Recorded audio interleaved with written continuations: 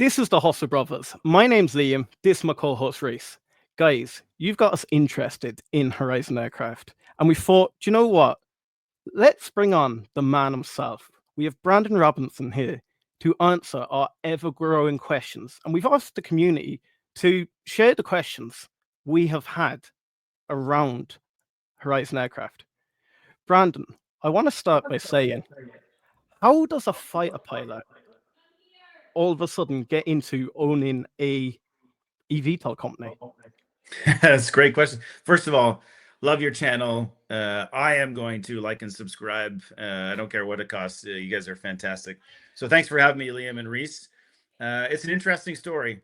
So how I became a fighter pilot in the first place is another story, but I was working at a gas station, and the guy that owned the gas station had failed at a pilot training and went on to a successful naval career. And I didn't know what I was doing, and and I was getting to the near the end of my high school career. So long story short, he said, you should probably try to fly jets. I said, like the Top Gun sort of folks? And he's like, yeah, you can do that. It's pretty amazing. But he's like, yeah, you probably won't pass any of the tests. So chances are you're probably going to fly something else, or maybe, go on to a successful Army career we can march around. But lo and behold, I actually passed all the tests and, met a bunch of really cool folks. Ended up flying jets in the Air Force. Got a mechanical engineering degree, an advanced business degree. And then near the end of my career, it was either kind of go up into the political realms of the Air Force, or at a very unique opportunity. So a group of investors had approached my father, who ran an aerospace company. And they were very interested in these all-electric vertical takeoff and landing aircraft. They realized that we come from a very operational background. My father had been flying airplanes for 60 years. My first flight in an aircraft, I think I was 6 years old, or 6 months old. And I'd been flying since a very young age. And they wanted to see if we could put together a more operationally focused concept for the emerging advanced air mobility space, the air taxi space. They really wanted us to take a look at all electric architectures, and we did so. But when we layered on a lot of the operational aspects, we thought there was going to be some challenges there, and really an opportunity to, instead of compete directly with those folks, have a longer range, faster, more operationally robust and safe concept for the emerging advanced air mobility world.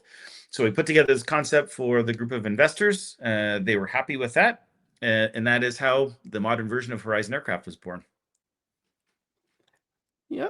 So I think jumping into that then. So is that explaining why that you've went with a hybrid model rather than the electric vertical takeoff and landing? Yeah, great question. So we thought hybrid power systems, so much like a Prius and a lot of modern vehicles are hybrid these days, had a lot of advantages in the aerospace world, especially advanced air mobility.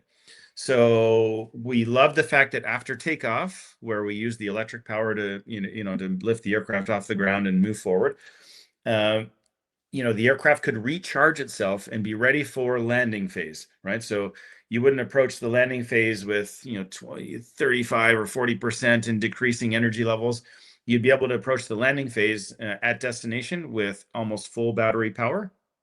After it landed, the aircraft will be able to recharge itself. You don't have to find a generator station, or you have to land at a vertiport. So it's sort of independent of all of the charging infrastructure that may or may not be in place, at least in the short to medium term.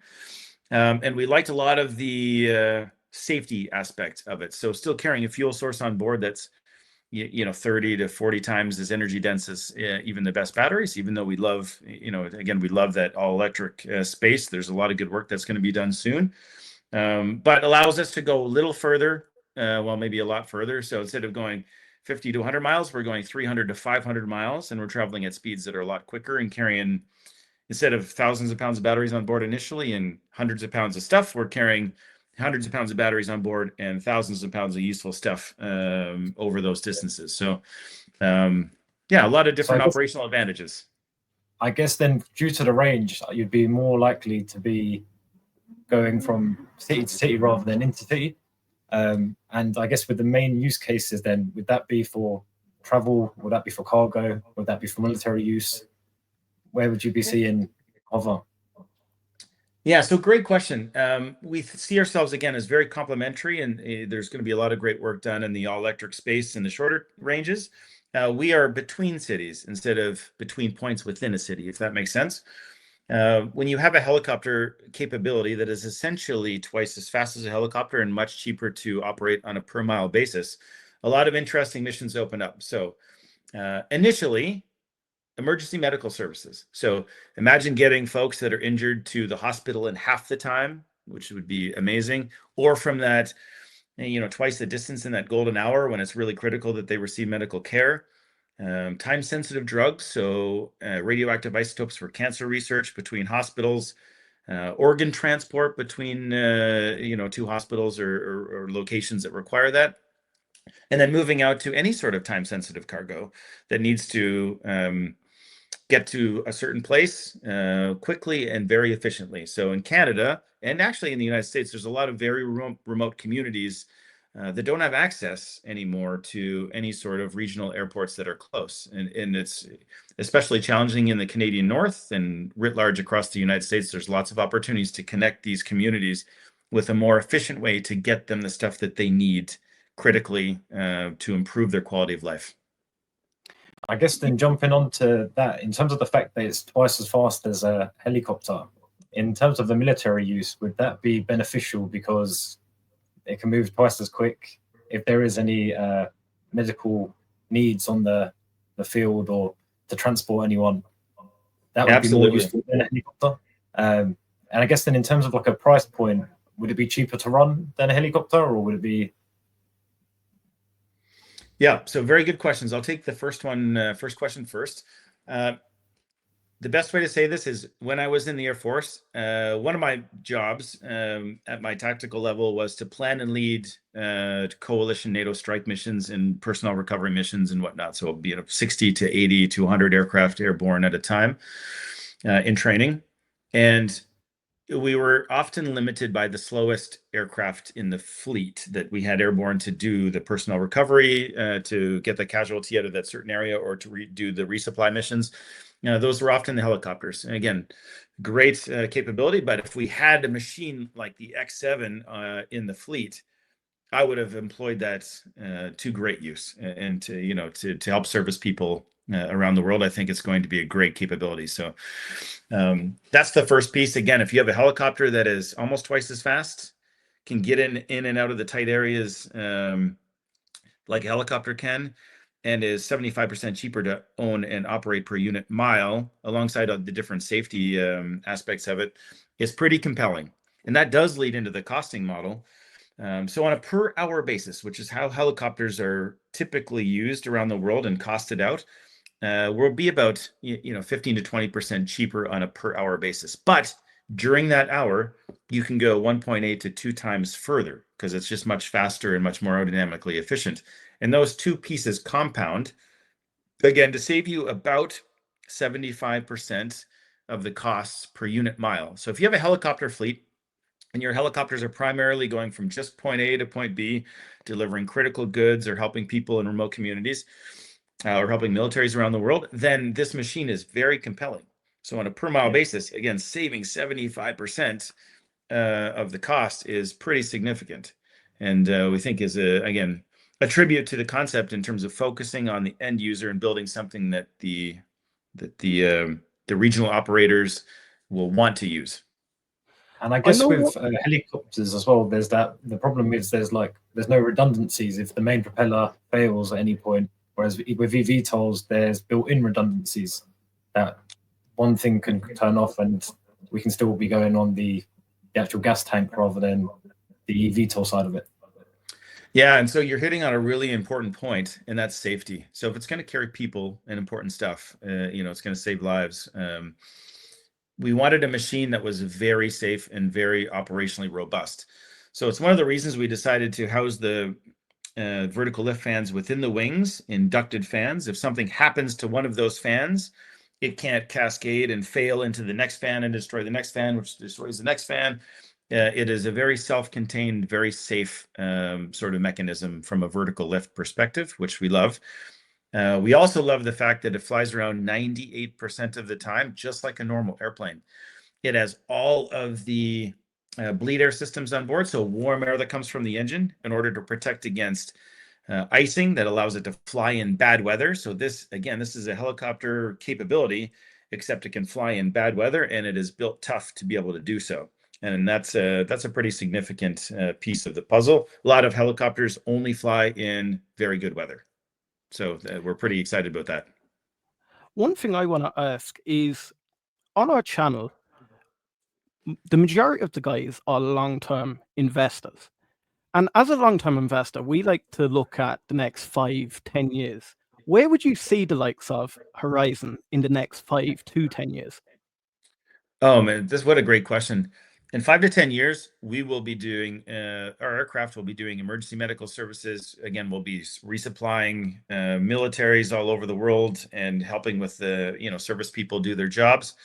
We'll be redefining how things move around on a regional scale. We can talk about the 1970s paradigm where you used to be able to go to a regional airport that was like 20 minutes away, and they would scan you a little bit and throw your bags in the back, and then you'd be off to the races, right? And it was very low friction travel. I think there's the pendulum has swung very far, and now I have to travel 2 hours to this major hub when I stand in line and get strip searched and everything, and it's just terrible experience. And so I'd rather drive 20 hours than experience that for 2 hours. So there's a way to maybe potentially redefine regional air travel with some of these unique machines that don't require all of the infrastructure of a major 10,000-foot runway. They can get in and out of any sort of helipad size space. So it's going to be pretty exciting. And then in terms of infrastructure, we have seen across the whole sector, there's people talking about vertiport and the likes of that. At Horizon, what is your sort of business?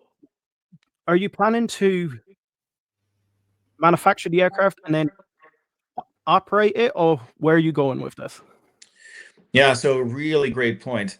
We're unique in this space insofar as, again, we're just building a machine that's laser focused on the end user. And we're not going to become a manufacturer and an operator at the same time. I've been in operations, in military operations, and then in a private company when I retired for a brief period of time. Just operating these aircraft is a whole company in and of itself, right? That's why Airbus doesn't manufacture and then have its own airline. It's just a horrendous thing to try to get your mind around. So we're strictly focused on just building an amazing machine that we're going to sell for significant profit in the future. And we'll let lessors and experts around the world, regional operators, use this machine. Yeah. And then I kind of want to cover, like, for any of the guys that have never heard about New Horizon, what do you believe the main advantage of investing early into the likes of New Horizon would be? Well, I think there's been a lot of noise in the space, and I think there's been a lot of hype in the space. And I think that it is about time, and it's going to be time very soon, where the no BS, operationally focused, just really great designs start to shine through, right? The companies like ours, and there's others, that are less about the hype and the PR and more about just building an awesome machine using current tech that are going to help people and are underpinned by a very solid business case. Those machines will get bought and they will get used. And the company's valuations will reset to a place where it just is reflective of the technology that has been developed. And so I think there's a significant upside to our particular company. Of course, we can't guarantee anything, but we have some pretty significant tech. We're making great progress. We're on our milestones. We'll have a full-scale aircraft in the next 24 months. At that point, I mean, the nearest comp, we're 25, 30 times, less market cap than our nearest comp that's doing similar stuff. So lots of room for growth, we'll say. And then I want to touch on, we're hearing a lot across the industry about simulators and flight simulators. How good are these simulators in relation to real world flight, should I say? Are they accurate enough to get your pilots trained on flight time only through a simulator, or do you have to get the pilot out there on your aircraft?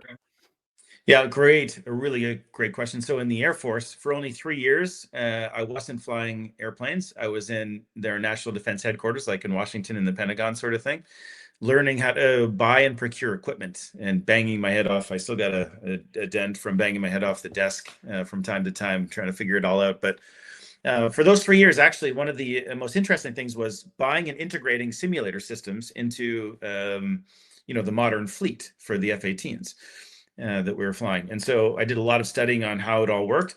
And it starts with ground-based training systems, so small computer devices that you learn the basic systems and you work up through various sort of tiers.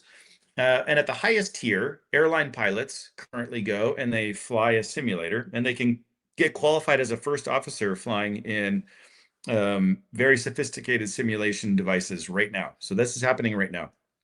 But that's for first officers. There'll always be a captain beside them in a two-pilot system that will have flown the aircraft. So for our system, to distill that all down, we'll have all of the very sophisticated simulator systems in place that will bring them up to the 90%, and then they'll come in-house. We'll teach them how to fly the airplane in the real world, give them 10 to 15 hours, whatever it is, for type for qualification on type. And then they'll be able to go into the wild and then start flying commercial for-profit operations. So that's how we envision it. Simulation is coming so far. It's amazing what's possible. We'll use all of the latest tech, but there's still a human element that we're going to apply. And then another one I kind of want to touch on too, because I think the guys will eat me if I don't ask you this. How difficult is it to work trying to get the likes of a new aircraft certified within the FAA? So the advantage with us is that we're under Transport Canada Civil Aviation. So north of the border, Transport Canada is a smaller, potentially more agile version of the FAA that has specific expertise in powered lift, so vertical takeoff and landing aircraft. On our board of directors is a gentleman by the name of John Maris. You can look this up on our website. He is a Canadian Aerospace Hall of Fame epic test pilot individual. Basically, cherry-picked all the best public sector certification folks, brought them into a private company called Certification Center Canada, and we're working with them to develop a very realistic, very streamlined, and cost-efficient path to certifying our new aircraft. It doesn't hurt that we're just very honest folks when it comes to performance, and the certification folks appreciate the fact that we have done a deep dive into all of the safety factors and all the requirements and sort of have it all lined up to begin with. So it's not an easy process to go through, but we have a number of advantages, is what I'll say. And then we're going to touch on as well. You say this is a hybrid aircraft. Would you ever see it going fully electric, or do you always want to remain as the hybrid? That's a great question. So our company will always do what makes the most sense. Actually, we have envisioned the time when it will transition to a fully electric aircraft if batteries make a big breakthrough, or in a decade when the batteries cross a certain threshold. Where now operationally, how it's being used makes sense to go all electric. When you have a hybrid electric architecture, it is relatively straightforward to then do what's called a special type certificate and remove the internal combustion engine, just put more batteries in an electric motor. That's a relatively simple thing to do. You have to consider a few things like cabin conditioning from an environmental control system and anti-ice and de-ice perspective. But for the most part, that's easy. If you start with an all-electric architecture and then have to go to hybrid electric, it is a lot more challenging. You've seen some of the major companies take a bit of a backpedal and are going hybrid electric. For numerous reasons, I think it makes a lot of sense for those companies, and we're proud to have kind of taken that step before them, if that makes sense. Yep. And our aircraft is set up for that. But I guess to distill it all, yeah, we are very excited about that future when we can go that direction. But in the interim, we got a machine that's going to do some amazing work in the interim.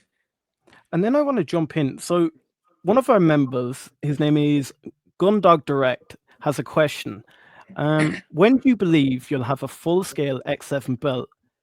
And are you on schedule with the current build?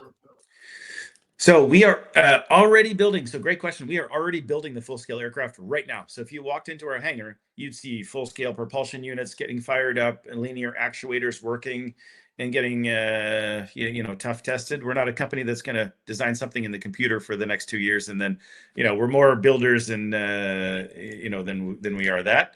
World-class folks on board, but just people that have been there and done that, and know how to build a toughened machine. So you walk in the hangar, you're going to see all that good stuff happening. So we are building it. We are on track. We just transitioned our half-scale aircraft to fully forward flight, and we will have a full-scale aircraft in the next 24 months that is ready to do testing, which is pretty exciting. Like I said, it's a great time to be part of it. Yeah, and then we have a second question by Gundog Direct. When you compare to some of your big competitors' aircrafts to your X7, where do you see the main advantages of your aircraft compared to theirs? Other than the speed, the safety, the payload, the operational flexibility, and the ability to operate from pretty much anywhere and not require charging infrastructure, not too much. No, I'm just... Yeah, again, we see us very much as complementary to those shorter range services. There's not a lot of folks that are competing at our ranges and distances and speeds and payloads. Quite frankly, they've chosen a different business model that will make them money, again, at the shorter, higher frequency sort of route sizing, and we'll do the rest. Thank you so much for being so honest. So we have another one. Hydrax5320 really wants to get me in trouble here, but I'm going to ask it anyway because you know Love what it. we're like on Hustle Brothels. How much more funding do you need to get certification, and where do you intend on getting this funding? Yeah, so that's one of the great things about being a public company. Again, there's a number of different efficiencies that we've worked. We're kind of a VTOL 2.0 company. So one of the most frustrating things I hear is that, yeah, you need $1 billion to certify an aircraft because Joby has spent $1 billion. And well, no, those companies built themselves up very quickly. They have a large headcount. And a lot of the money that they're spending is not directly on certification activities. And they vertically integrate a lot. That's expensive. And they're also setting up not only the production of the aircraft at very high level, very high rates, which is very expensive, but they're also setting up the operation of said aircraft, like we alluded to before. So not only are they going to be producers, they're going to be operators. So if you dig through all the financials and extract what it costs, it's not nearly as much as folks think. Although I don't want to downplay it. It's going to be a significant effort. It's going to cost a lot of capital for us. We have a number of different sources. Okay, so we have recently instituted what's called an ATM, so shelf, where we can very responsibly sell stock to generate some cash, which is nice. We're not doing that very actively right now, and we don't intend to. Our overarching umbrella sort of guiding light, if you will, is being respectful to the shareholders, right? So fortunately, we also have the second pillar is a major strategic backer that is quite interested in helping us and interested in the fact that this machine is going to work, and they see the large scale business case for it. And they continue to support us. So we have some very deep support there. And there's also a lot of non-dilutive financing available north of the border as well. And writ large in North America, quite frankly, whereby, we have access for sustainable aviation technology. There's a thing you can look up called INSAT, INSAT, that is essentially a $350 million pool in Canada for companies like ours that are into sustainable aviation technologies. No guarantees, but we have applied for INSAT grants and numerous other grants. And so that's a good source of non-dilutive capital that the company can bring to bear going forward to help us out. Thank you so much for answering that question. I actually can't believe you made me ask that, Hydrax. Hydrax, like this guy already, or girl. Then we have K Dean says, when will your first order be received? Yeah, so we've already had a lot of outreach for pre-orders of our aircraft. I was telling you both, I mean, we could have sold hundreds, if not thousands of these aircraft, pre-sold them already. But we didn't want to play the game that all the other companies was playing. Was, you know, a lot of non-binding LOIs. There was no real teeth. There's no non-refundable down payments. So fundamentally, we're looking for partners and smart operators. We've already committed to a very small group of select individual companies. So Jet Set Go is one of them. There's a Chilean operator is another one. And there's a number of different folks that are kind of in the short strokes, people that we respect that have actual operations that are willing to put skin in the game. We're willing to talk to those folks. We're less willing to, you know, talk to folks that the money's going to come from the marketing department or whatever. You know, they just want a fancy PR. So not to disparage the other companies, they're doing what they're doing. We just want to take a little more authentic approach, and when we get an order, we want it to be a real thing. Thank you for that. So Kadeen also said, will the X7 be all-weather certified? And do you know, are there any other eVTOLs out there that are all-weather certified already? I love this question. And the concept was designed from the beginning to be IFR. So let's break down all weather. Means essentially you can fly in good weather, cool. But flying in clouds under instrument flight rule conditions, IFR conditions, is how the majority of all commercial, very safe operations occur. It's using the commercial structure, highway in the sky that already exists, current air traffic control systems. Operators that operate under an air operating certificate know how to operate under IFR conditions and in bad weather.